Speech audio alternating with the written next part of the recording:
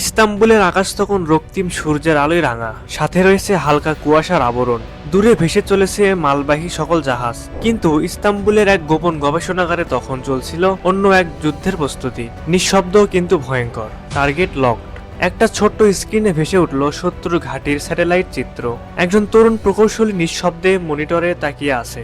সেরজুক Bayraktar, এই নামটাই আজ বিশ্বজুড়ে আতঙ্কের নাম হয়ে উঠেছে। তিনি কোনো জেনারেল নন, কোনো সৈনিকও নন, কিন্তু তার তৈরি ড্রোনগুলো যুদ্ধের ময়দানে দেশ, সরকার, এমনকি ইতিহাসও বদলে দিচ্ছে।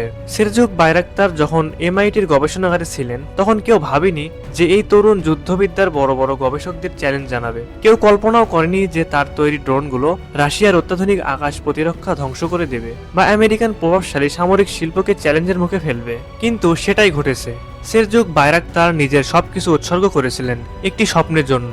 তুরস্ক হবে নিজের অস্ত্র নিজে তৈরি করা দেশ, বাইরের শক্তির মুখাপেক্ষী হবে না। 2007 সালে তুরস্কের সামরিক বাহিনী তখনও আমেরিকা ও ইউরোপের ড্রোনের উপর নির্ভরশীল ছিল। কিন্তু বাইরাক্তার তখনই বুঝেছিলেন স্বাধীনতা তখনই আসবে যখন তুরস্ক নিজের প্রযুক্তি নিজেই তৈরি করবে। তিনি তার একটি পারিবারিক প্রতিষ্ঠান বেইকার টেকনোলজিসে যোগ শুরু করলেন এবং নতুন বিপ্লব শুরু করলেন। প্রথম দিকে সবাই সন্দেহ করেছিল, কিন্তু 2015 সালে বাইরাক্তার TB2 তৈরি হওয়ার পর সব সন্দেহ উড়ে যায়। এই ড্রোন এতটাই শক্তিশালী ছিল যে এটি একা পুরো যুদ্ধের চালচিত্র বদলে দিতে পারে। 2020 সালে আর্মেনিয়া আজারবাইজান যুদ্ধ যখন চূড়ান্ত পর্যায়ে, তখন আজারবাইজান রেডিওতে বলছিল, শত্রুর ট্যাঙ্ক সম্পূর্ণ ধ্বংস, আমাদের পাইলটের কোনো দরকার নেই, বাইরাক্তার ড্রোনই যথেষ্ট।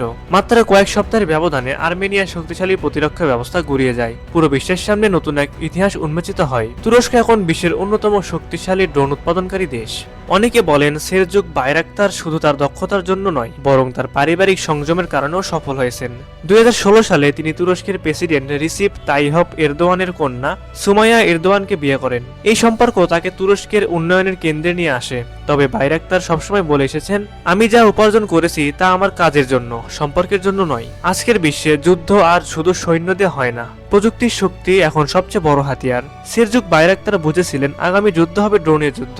2025 সালে দাঁড়িয়ে প্রশ্ন একটাই, তুরস্ক কি সামরিক শক্তির নতুন নেতা হয়ে উঠবে? যুক্তরাষ্ট্র, চীন, রাশিয়া যখন নিজেদের সামরিক ক্ষমতা আরো বাড়াতে ব্যস্ত, তখন বাইরাক্তার তার পরবর্তী পরিকল্পনা এগিয়ে নিয়ে যাচ্ছেন। কৃত্রিম বুদ্ধিমত্তা সম্পন্ন ড্রোন, অত্যাধুনিক যুদ্ধবিমান এবং আরো ভয়ঙ্কর সামরিক প্রযুক্তি তৈরি হয়ে আসছে। সেরজুক বাইরাক্তার এককালে ছিলেন শুধু একজন ইঞ্জিনিয়ার, আজ তিনি হয়ে উঠেছেন এক সামরিক বিপ্লবের স্থপতি। যুদ্ধক্ষেত্রের ভবিষ্যৎ এখন আর শুধু সৈন্যদের হাতে নেই, এটি এখন প্রযুক্তিবিদদের হাতে। আর সেই প্রযুক্তিবিদদের শীর্ষে আছেন সেরজুক বাইরাক্তার। বিশ্ব কি প্রস্তুত নতুন এক সামরিক শক্তির জন্য?